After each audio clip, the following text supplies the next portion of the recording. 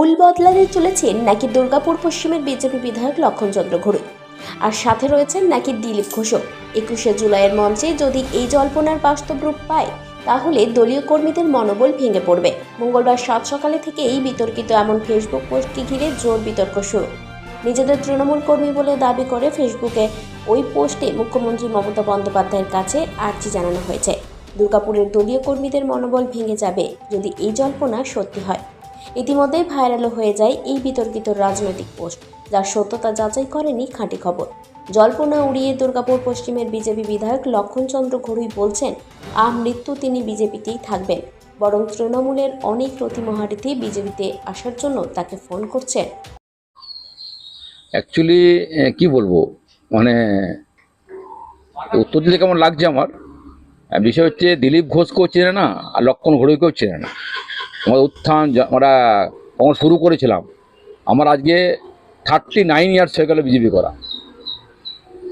এই দল করার জন্য ঘর ছেড়েছি, গ্রাম ছেড়েছি, ব্যবসা ছেড়েছি, সব ছেড়ে দিয়েছি, দল ছাড়িনি। তো হাসি লাগছে, হাসির খরাক ছাড়া কিছু নয়। লক্ষণ ঘড়ুই, দিলীপ ঘোষ বিজেপিতে ছিল, আছে, থাকবে, কিন্তু যারা পোস্ট করছেন তারা থাকবেন তো, তাদের নেতা থাকবেন তো, যারা করাচ্ছেন।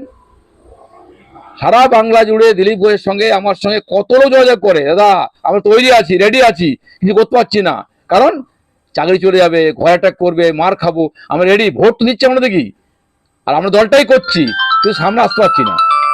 এরকম বহু লোক যোগাযোগ করছে, আর 26-এ দুই মাসে সাফ হয়ে যাবে, যারা পোস্ট করছে দেখবেন তারা আগামী বিজেপিতে আসবে। লক্ষণ ঘড়ুই, দিলীপ ঘোষ জীবনে ভাবতে পারে না কথা, যাওয়া তো বহু দূরের কথা, ভাবাটা।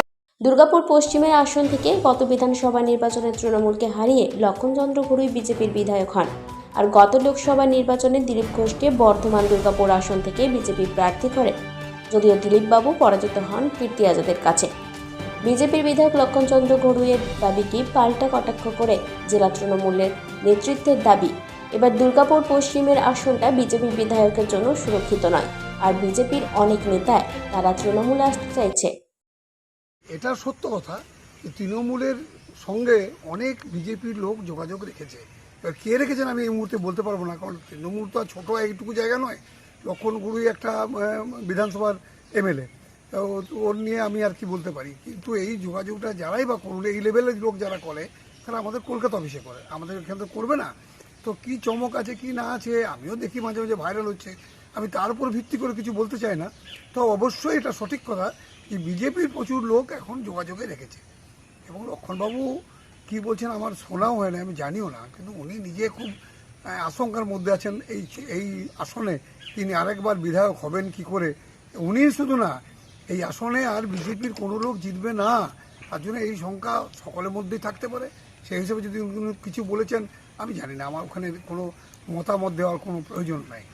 26-এর নির্বাচনের আগেই রাজনীতির উত্তাপ বাড়ছে রাজ্য জুড়ে, আর এরই মধ্যে দুর্গাপুরে এই ফেসবুক পোস্টকে ঘিরে বেশ বিতর্ক তৈরি হয়েছে। জল্পনা পাল্টা জল্পনার মধ্যে তৃণমূলের 21শে জুলাইয়ের মঞ্চের দিকেই চোখ এখন অনেকের, তবে দাবি পাল্টা দাবির মধ্যেও জনতা জনার্দনের ইভিএম বন্দীরাই শেষ কথা বলবে। দুর্গাপুর থেকে অনুরাধা সেনগুপ্তের রিপোর্ট, খাঁটি খবর।